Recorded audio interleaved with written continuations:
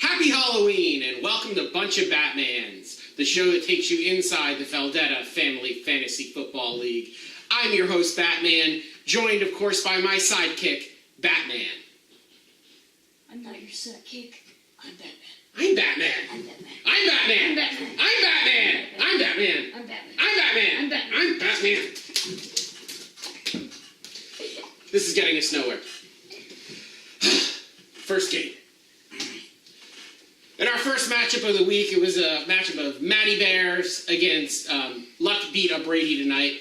Maddy Bears had a really strong performance this week, getting a big performance from Russell Wilson. Luck beat up Brady still without Leonard Fournette, dropped their second game in a row, a loss that moved them into third place in the Western Division.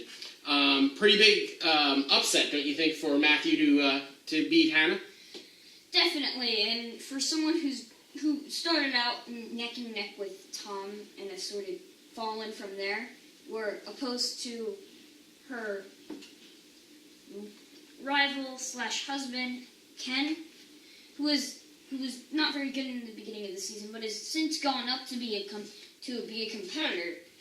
Really says something. Maybe is Hannah just going to keep going down? Is Ken going to keep going up? This is an interesting trend. I'd like to see what happens. Oh, and also, you lost. You lost. Yeah, this Hannah's team is one that I've really looked at as being kind of the class of the FFFFL all season.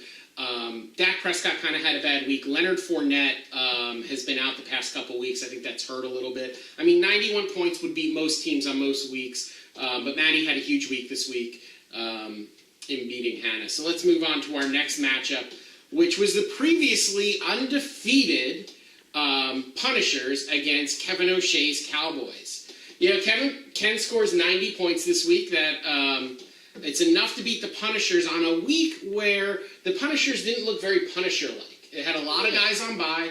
They had loss of Aaron Rodgers, so they're still streaming quarterbacks. Without Green Bay playing this week, Jordy Nelson was on the bench. So Ken kind of caught the Punishers at a good time to hand them their first loss, but it's rare that we see the Punishers score as low as 70 points. I think the problem here is just I feel like the big guns of Tom's team is Green Bay. Green Bay doesn't do good, his team's not going to do good.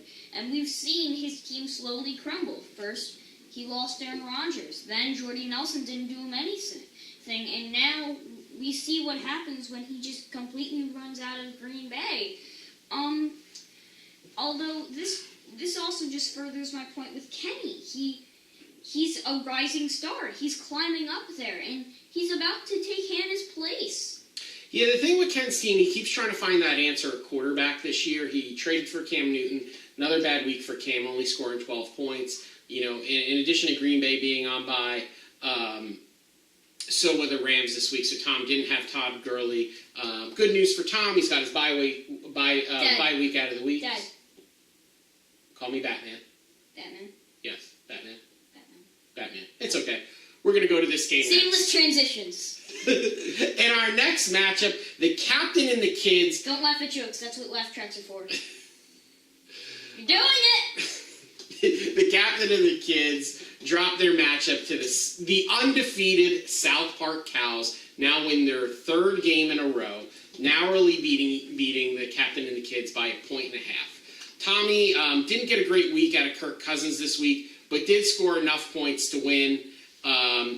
He's a game out of a playoff spot, and for a team that started off 0-5, he really is starting to turn his season around. And he's in position now where he really could maybe make a run at the playoffs in the second half of the season. Tommy got a nice week at Isaiah Crowell. He had Baltimore's defense, which put up 30 points for him. So that was a big piece of his success this week, which got him through a week where Antonio Brown and Des Bryant, his two stud wide receivers, had down weeks. I don't really have anything to add this week, You but lost. apparently there is some footage from this game that I have not seen yet. I'm dead serious. I have not seen this yet. I'm going in blind. Let's see. Oh! You hate to see that. Look at that. The captain getting walloped by the cow. cow. He took on a bear. He took on kind of the Guardians of the Galaxy. And now he's given the captain a little what for. Looks painful. Did that hurt? Did quite a bit. All I right. think that was Baltimore's defense. All right. Nobody So likes Baltimore. in our next matchup, it's the Raccoon City Stars Dead jokes. against Judy's Reigning Men. What can we say about this one? Judy had her number 1 draft pick, LaShawn McCoy, on the bench, wasting his 25 points. Not that would have been enough to pull out a victory for her, but some questionable managerial decisions going into this week.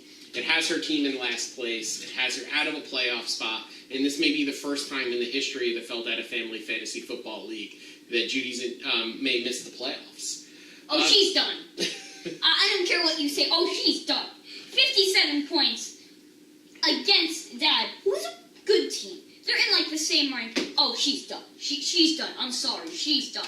And don't even get me started. It's the Guardians of the Galaxy logo. I know it is, but let's just not get started on that. She's done. Okay? She's done.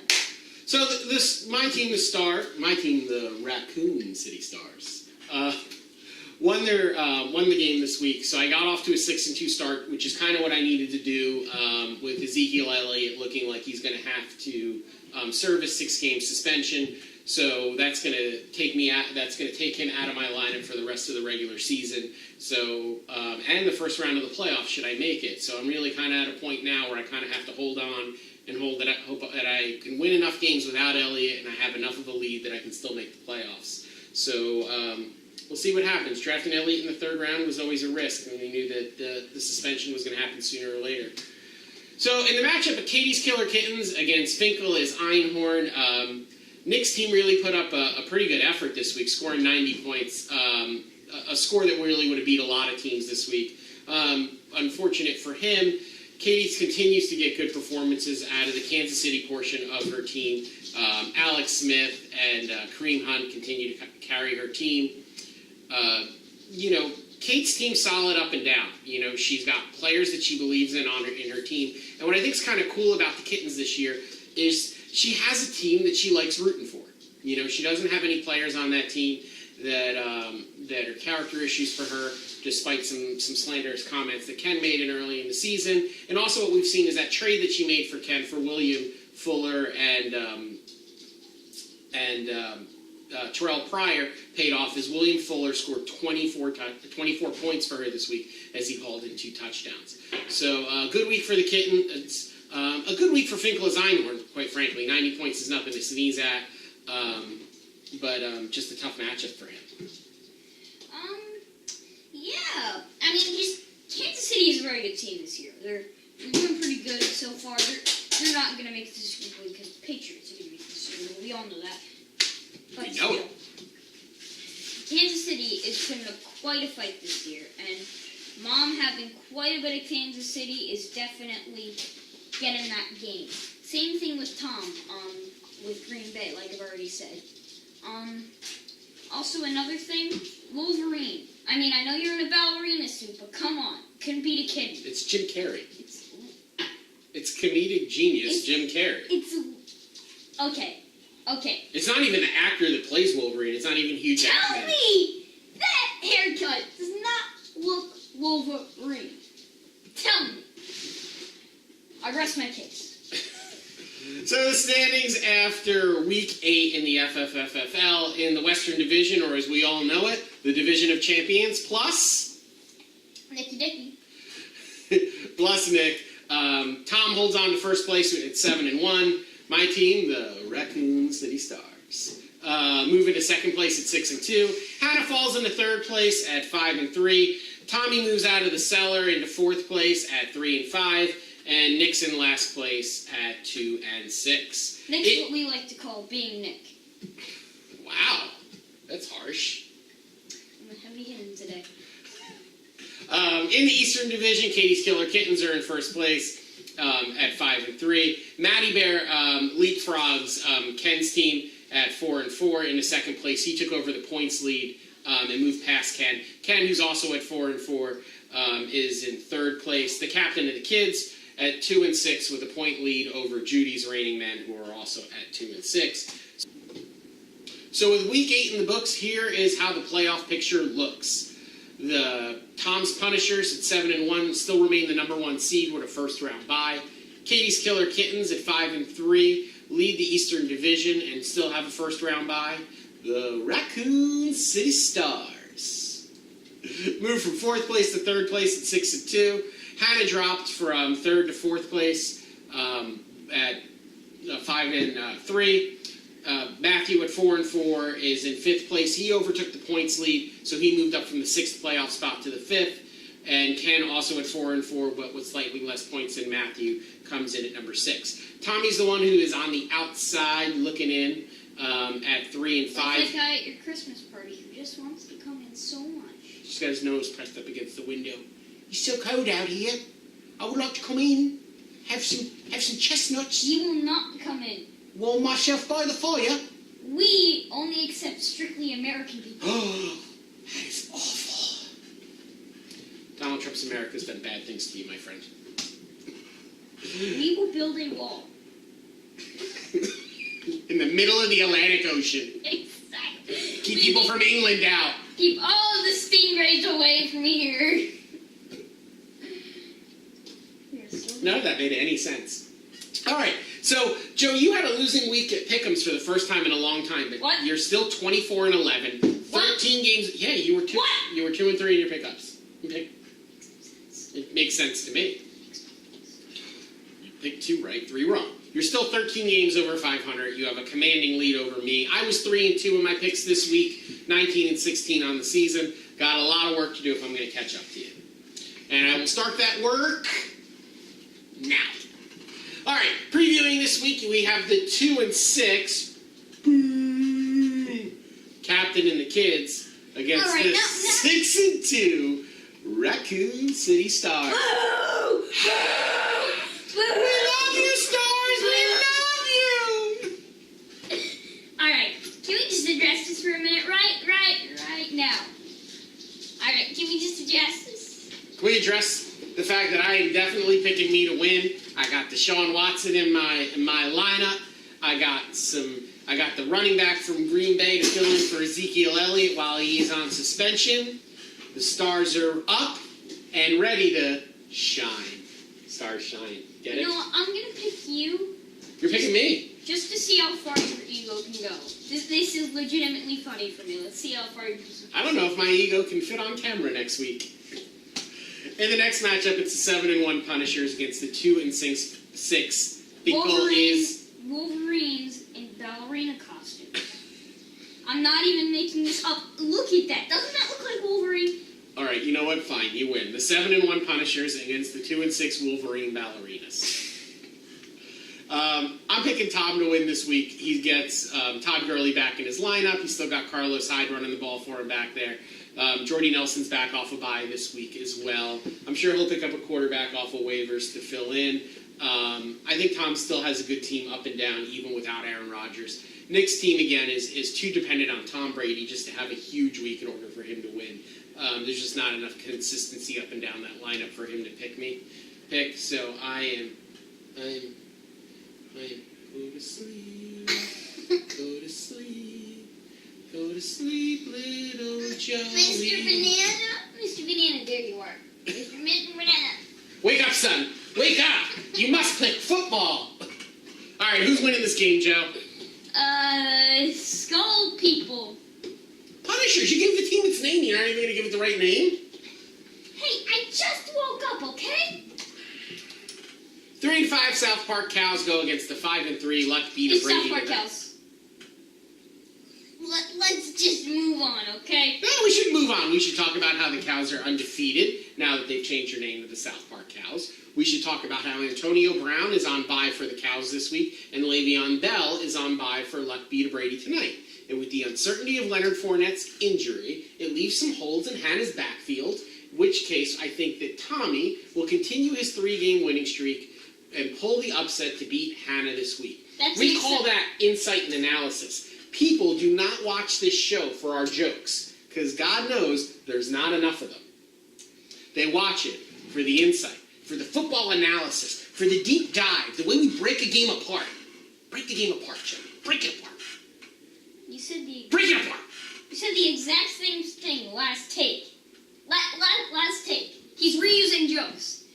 Let's get him! I'm Batman. The first place, Katie's Killer Kittens at 5-3 takes on the Maddy Bears, who are at 4-4. The Maddy Bears had Jay Ajayi traded this week from Miami to Philadelphia. While I think that's good for the long-term value of Jay Ajayi, I'm concerned about what it means for him in the short term. He may not prove the value to Matthew's team for the next couple of weeks compared to where he's drafted. Katie's team, again, continues to be solid up and down. She's got a lot of those players from Kansas City. She's got 3 good running backs. I really like that team. And so I'm going to pick Kate to win. Oh, another trade on Matthew's team as well. We saw Kelvin Benjamin got traded from the Carolina Panthers over to the Buffalo Bills. And we don't really quite know what that's... Listen, I have to go through all these details because you don't even watch football and you do a show about football. Go ahead. Offer the analysis. If you don't like how I do it, you do it. All right. You've hurt my feelings. Deep down inside. Or I'm soft, like a marshmallow. Hello, and welcome to Analysis with Joey Foldetta. I'm your host, Joey Foldetta. You got all this? Okay, let's go. Katie's Killer Kittens do things, so Katie's Killer Kittens do things. Yeah, Killer Kittens. I'm taking the Kittens to win. Who are you taking? It's the Kittens. Are you going to do that same tired joke where you say you're going to have to sleep on the floor? It hasn't been funny since week 3, but go ahead, do it. All right. I'm going to have to sleep on the floor tonight. Laugh, please, we need money. All right. We have the 2-6 Judy's Reigning Men against the 4-4 Kevin O'Shea Cowboys. Judy's team's really fallen on some tough times. She's gone. I know I've already made this joke, but honey, she gone. The points she's shown last week and a 2-6 record. I'm sorry, friend. Maybe if she changed the Guardians of the Galaxy logo, but otherwise, this is the year that she does not make the playoffs. Kenny, on the other hand, him and bootleg Billy Mays are going to go places. I find your commentary about Judy's team both rude and dismissive. Let me tell you that in the history of the Foldetta Family Fantasy Football League, there is but one team that has made the playoffs every year, and it is Judy's Reigning Men. And Judy, this Batman believes in you, and he believes in your ability to set your lineup, to get LaShawn McCoy in there, and put your players in position to give you a chance to win, to restore the proud honor of the franchise of the Reigning Men and return back to the playoffs and make a run at a championship. You can do it, Judy. I believe in you. That being said, I'm picking Ken. Well, that's all we have for this week, folks. For Batman, this is Batman saying, we are justice. Welcome to the OT with Tony. I'm your host, Joe, joined beside me with my co-host, Tony. Tony, you ready to pick some football games this week? All right. Love the enthusiasm. We got Tom's. It's good that we got it out of the way early this week, folks. We got Tom's 7-1 Punishers against Nick's 2-6 Finkle as Einhorn. Tom or Nick? No! Both can't win. Tom or Nick? All right, we got Tommy's South Park Cows against Hannah's Luck Be to Brady Tonight. Who's going to win? Both again. We have Katie's Killer Kittens against Maddy's Bears. Who's going to win? Kittens or Bears? Both. We got Aunt Judy's Reigning Men against Kenny's Kevin O'Shea Cowboys. Who's going to win, Ken or Judy? Both again! And that really brings us to the end of our show. For those of you who are keeping score at home, Tony's 500 on the season because he picks both every week. He both wins and loses every game, every week. God bless America. Good night. Why?